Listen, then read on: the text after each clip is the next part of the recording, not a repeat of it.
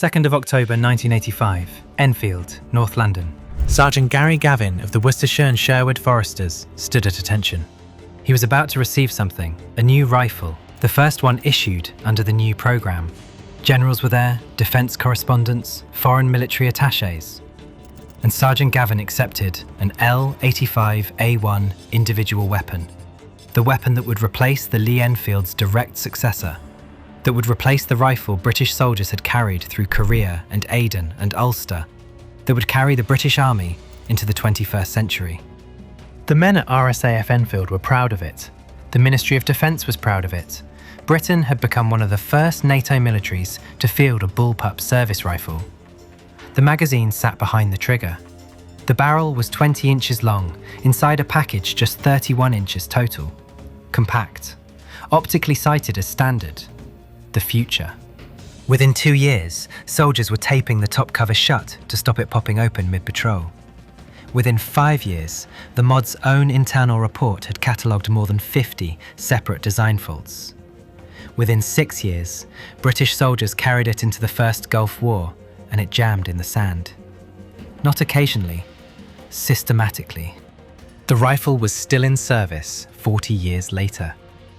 The question is not why it survived. The question is what the system did, and refused to do, to keep it there. Britain had a genuine problem in the late 1960s, and it was not a small one. The L1A1 self-loading rifle, the British variant of the Belgian FN FAL, fired a 7.62 by 51mm NATO round. That round had always been considered too powerful by British planners, who had fought hard for a lighter intermediate cartridge at the NATO Standardization Conference in 1954 and lost. America had insisted on the heavier round, and Britain had gone along with it. For 15 years, every British infantryman had carried a rifle they knew was a compromise. Semi-automatic only, where the Soviets had gone fully automatic with the AK-47, and heavy, where the new generation of combat was moving towards shorter, faster, lighter weapons. The L1A1 weighed 4.3 kilograms empty and stretched to 1,143 millimeters with its fixed stock. In jungle environments, in urban streets, in the back of armored vehicles, that length mattered. And the round it fired was overpowered for a weapon that could not go automatic. British soldiers in Northern Ireland found themselves in close-range engagements with a rifle designed for open country fighting at 300 meters. In 1969, the Royal Small Arms Factory at Enfield began work on a replacement. The design requirement was specific, shorter than the SLR, optically sighted as standard, capable of automatic fire, and chambered for a new, lighter round Britain was developing, a 4.85 by 49mm intermediate cartridge. The Bullpup configuration was the engineering answer to the length problem. Push the magazine behind the trigger. The action sits in the stock. You get a 20-inch barrel, which matters for ballistics, inside a package shorter than most submachine guns. When NATO announced ammunition standardization trials in 1977, Britain entered its 4.85mm round and believed it had a serious case. NATO chose the Belgian SS109 5.56mm round instead. Enfield rechambered the design. The weapon was adopted in 1985 as the L85 A1, 5.56 by 45mm NATO, 30-round magazine, 4 times SUSAT optical sight as standard issue. Production ran to over 320,000 rifles by 1994. The design logic was sound. A shorter, lighter, faster weapon with a standard optical sight for every rifleman, not just snipers. That was what the British Army needed. What it received was a different matter. The men who built the L85 A1 at Enfield knew something was wrong by 1986. The troop trials that year and into 1987 began returning results the factory did not want to see. The LSW's bipod failed to lock. The plastic furniture of both weapons dissolved on contact with standard issue insect repellent. Metal components rusted faster than any predecessor in jungle conditions. The trigger blade, designed with a flat back, collected and compacted snow rather than clearing it, preventing the trigger from travelling its full arc, which meant it could not release the hammer. The weapon simply stopped firing, in cold weather. The fix was redesigning the blade to a wedge profile. That one was caught early. Most problems were not. The aluminium magazines flexed under load, their feed lips too fragile to survive rough handling in the field. The magazine release catch sat where a soldier's webbing could catch it without warning, dropping the magazine at the worst possible moment. The top cover over the gas mechanism, held by a catch too weak for the job, kept popping open under fire until soldiers in Ulster started taping it shut as a matter of course. The firing pin fractured in automatic mode. The gas system demanded constant lubrication, but in sandy conditions that lubrication drew grit straight into the working parts, locking the action solid. The weapon had to be kept wet in precisely the environments where staying dry was the only option. In February 1991, British forces with the 1st Armoured Division crossed the Iraqi border as part of Operation Granby. They had been in theatre since late 1990, and the desert had been testing their equipment long before the ground war began. The L85 A1 failed that test. The LANDSET report, officially Equipment Performance SA80, during Operation Granby, the Gulf War, documented the outcome directly. Stoppages were frequent, despite, in its own words, the considerable and diligent efforts of soldiers to prevent them.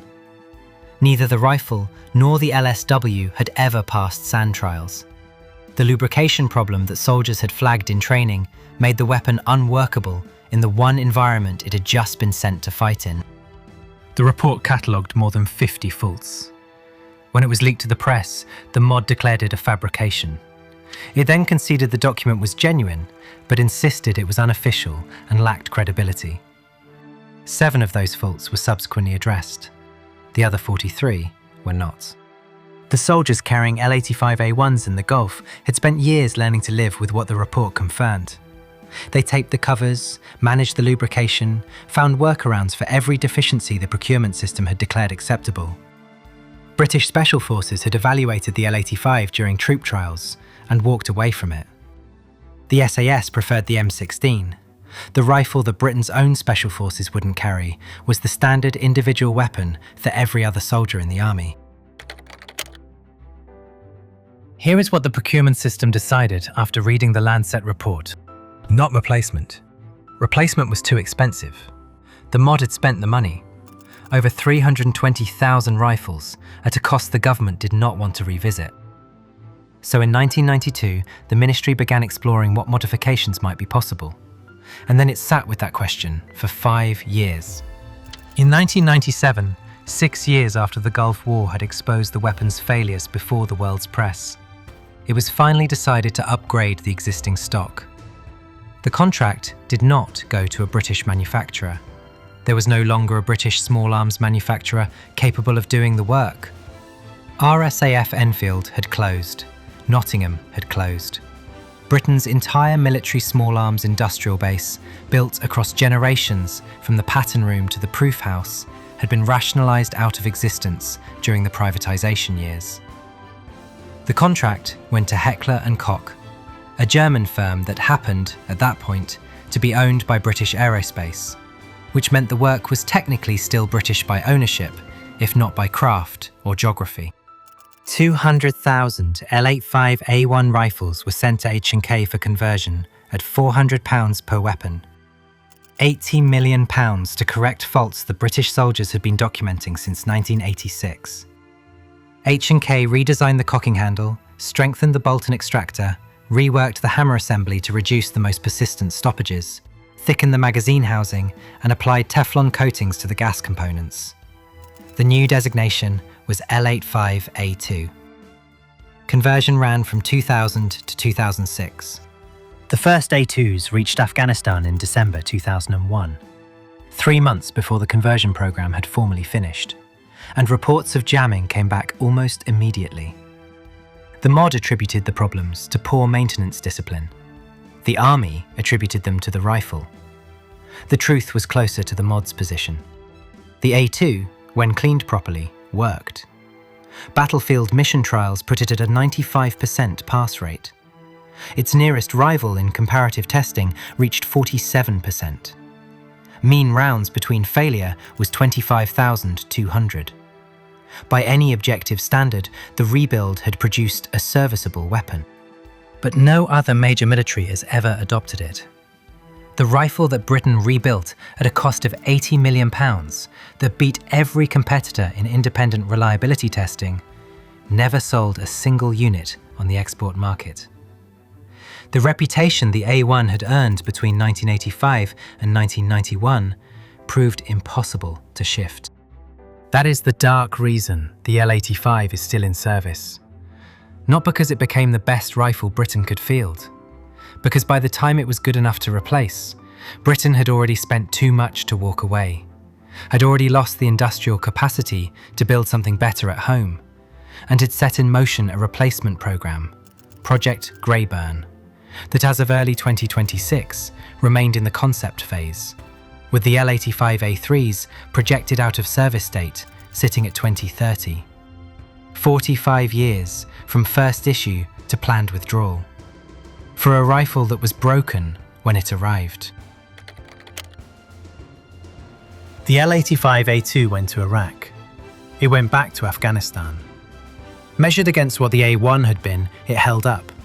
Measured against anything else, the story remained what it had always been, a procurement system spending the next 2 decades managing a problem it had created in the first one.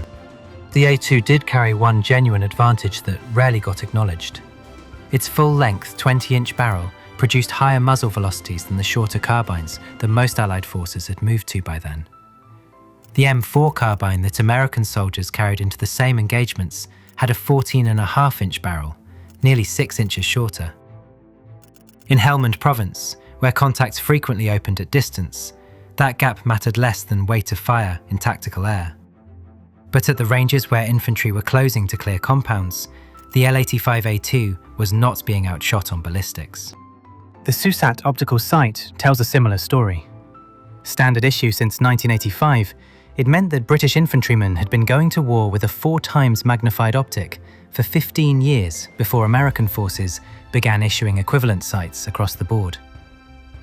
In the early years of the Afghan campaign, a proportion of American soldiers were still fighting with iron sights. British soldiers were not. That edge, born from a design decision taken in 1969 and somehow preserved through all the turmoil of the rifle's production, never received much credit. In part because it was inseparable from a weapon the Army had spent 20 years trying to apologise for. In 2016, the Army began converting A2 stocks to the A3 standard. A new Picatinny rail handguard, updated receiver, 100 grams off the total weight, improved environmental coating. The A3 entered service in 2018. By February 2025, the mod held 125,276 L85 A2 rifles and 40,144 L85 A3 rifles. Over 165,000 L85 variants still in British service, 40 years on from the day Sergeant Gary Gavin swapped his SLR for the future. Project Greyburn, the formal replacement programme, received a pipeline notice to industry in January 2026. It remains in the concept phase. The A3's projected out-of-service date is 2030. By that point, the L85 will have been in service for 45 years, 12 years longer than the L1A1 it replaced, and well past every retirement date the mod ever set for it. The rifle that struggled through its own sand trials outlasted them all, not because anyone decided it was worth keeping, but because no one could agree on the cost of finally letting it go. Meanwhile, the edges have already moved on. The Ranger Regiment and the Royal Marines Strike Companies received the Knights Armament L403A1 in 2023.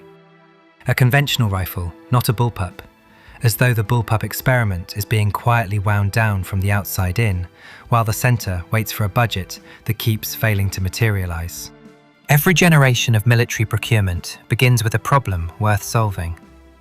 The British Army in 1969 needed a shorter, lighter, optically sighted rifle capable of automatic fire. That requirement was real. The EM2 program from the late 1940s had already shown the Bullpup concept could work. The engineers at Enfield were building towards something that could genuinely change what a British infantryman could do. What the L85's history shows is the distance between what a procurement system sets out to build and what it actually delivers, and then how long it takes to admit the difference.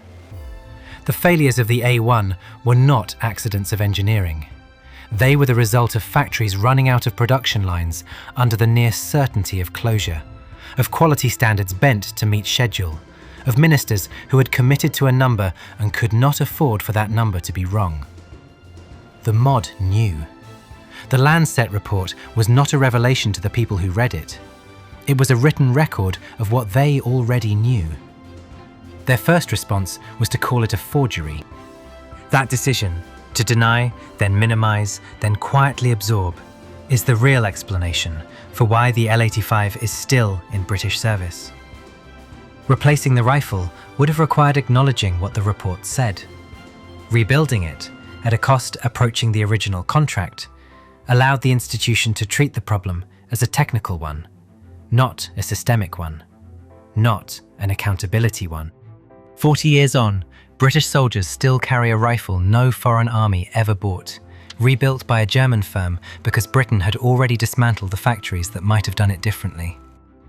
The replacement program sits in its concept phase. The retirement date keeps moving.